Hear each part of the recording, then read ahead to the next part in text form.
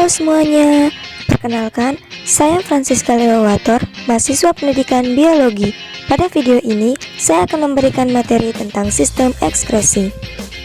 Kompetensi dasar sistem ekskresi, indikator pencapaian,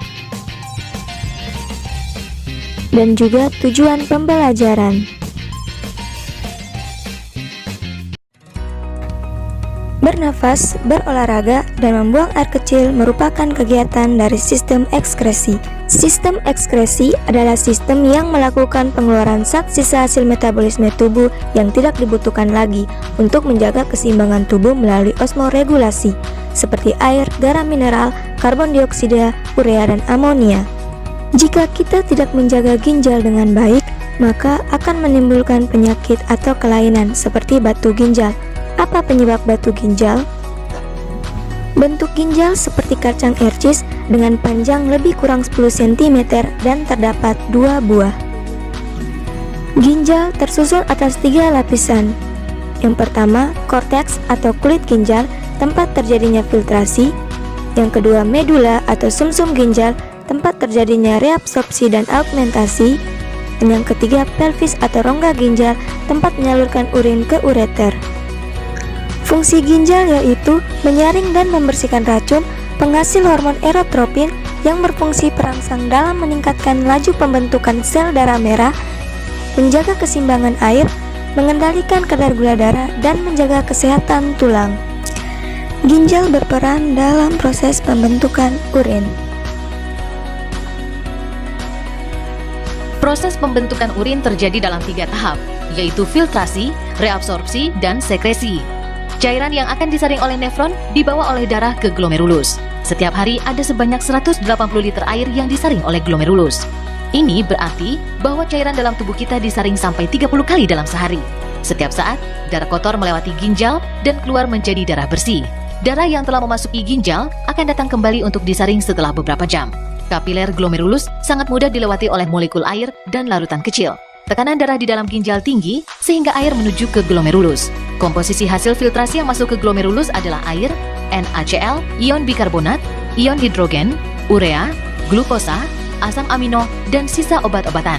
Panah berwarna biru adalah aliran reabsorpsi, sedangkan yang berwarna hijau adalah sekresi. Pada tubulus proksimal terjadi reabsorpsi glukosa, asam amino, NaCl, air, ion bikarbonat, dan sekresi ion hidrogen dan sisa obat-obatan. Kemudian, aliran urin menurun mengikuti pembuluh dan sampai di lengkung Henle, di mana terjadi reabsorpsi air dan NaCl. Reabsorpsi NaCl, air, ion bikarbonat, dan sekresi ion kalium dan ion hidrogen terjadi di tubulus contortus distal. Tubulus distal berakhir di saluran pengumpul. Saluran pengumpul melakukan reabsorpsi jika tubuh kekurangan cairan dan mineral. Hasil reabsorpsi dan filtrasi inilah yang akan dikumpulkan menjadi urin. Faktor yang mempengaruhi produksi urin adalah zat-zat diuretik, suhu, konsentrasi, dan emosi. Zat diuretik mampu menghambat reabsorpsi ion Na+, akibatnya konsentrasi hormon ADH berkurang, menyebabkan reabsorpsi air terhambat dan volume urin meningkat. Peningkatan suhu merangsang pengerutan abdominal sehingga aliran darah di glomerulus dan filtrasi turun, menyebabkan volume urin menjadi turun. Sebaliknya, jika penurunan suhu, maka volume urin meningkat.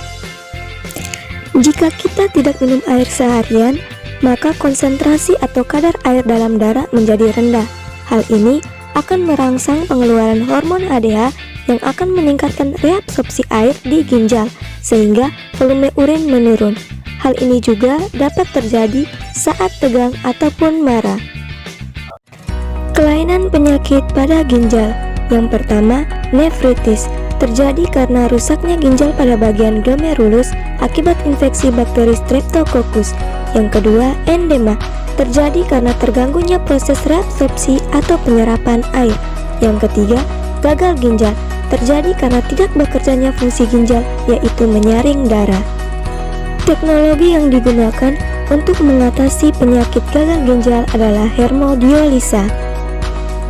Hemodialisa atau cuci darah adalah proses penyaringan atau pembersihan darah melalui suatu alat di mana darah yang telah disaring akan dikembalikan lagi ke dalam tubuh. Terima kasih telah menonton video ini. Semoga bermanfaat.